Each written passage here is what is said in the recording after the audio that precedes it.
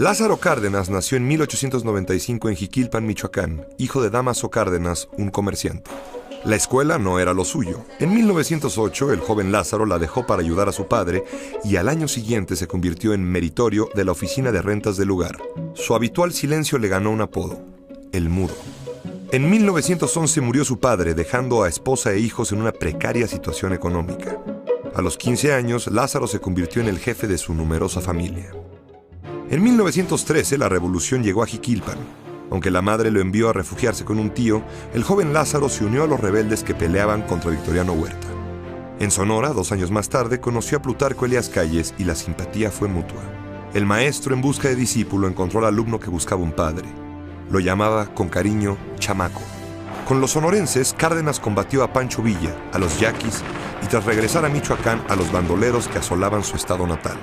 En 1920, Cárdenas se adhirió al Plan de Agua Prieta, proclamado por Adolfo de la Huerta en contra de Venustiano Carranza, quien se había internado en la Sierra de Puebla. Pero el general Rodolfo Herrero se le adelantó, salvando a Cárdenas de participar activamente en el magnicidio.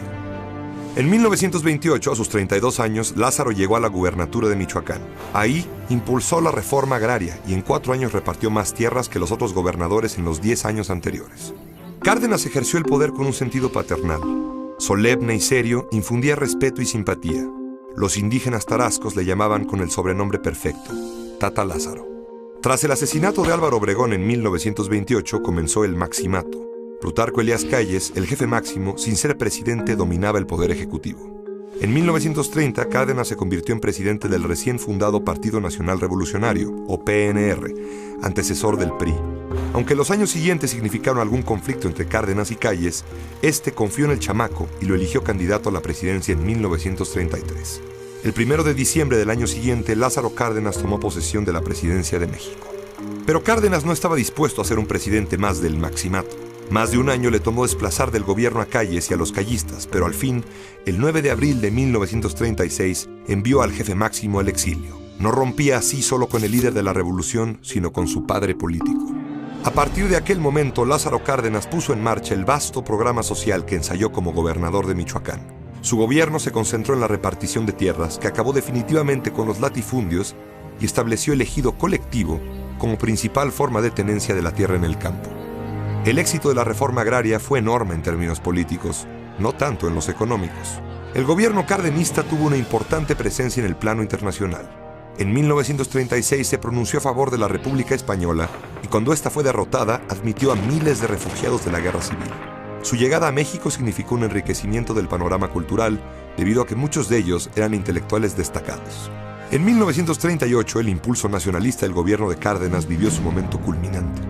En respuesta a la negativa de las compañías petroleras extranjeras de acatar un fallo laboral de la Suprema Corte de Justicia, se decretó la expropiación de sus bienes. La Constitución de 1917 comenzaba, más de 20 años después, a tener efecto. Aquel mismo año de 1938, el PNR se convirtió en PRM y en 1946 se convertiría en el PRI. Al plantearse la sucesión en 1940, la decisión lógica de Cárdenas parecía ser su mentor, el radical y explosivo Francisco J. Mújica. Sin embargo, terminó por inclinarse por su antiguo y fiel lugarteniente, el moderado Manuel Ávila Camacho. Al terminar su gobierno, Cárdenas apuntó en su cuaderno de memorias: me esforcé por servir a mi país y con mayor empeño al pueblo necesitado. Cancelé muchos privilegios y distribuí en buena parte la riqueza que estaba en pocas manos. Decía la verdad. Durante los años de la Segunda Guerra Mundial, Cárdenas desempeñó el cargo de secretario de la Defensa. Sin salir del PRI, se convirtió en figura tutelar de la izquierda en México y también fuera del país. En 1960, Fidel Castro lo invitó a La Habana para participar en la primera conmemoración oficial del asalto al cuartel Moncada. Lázaro Cárdenas falleció en la Ciudad de México el 19 de octubre de 1970.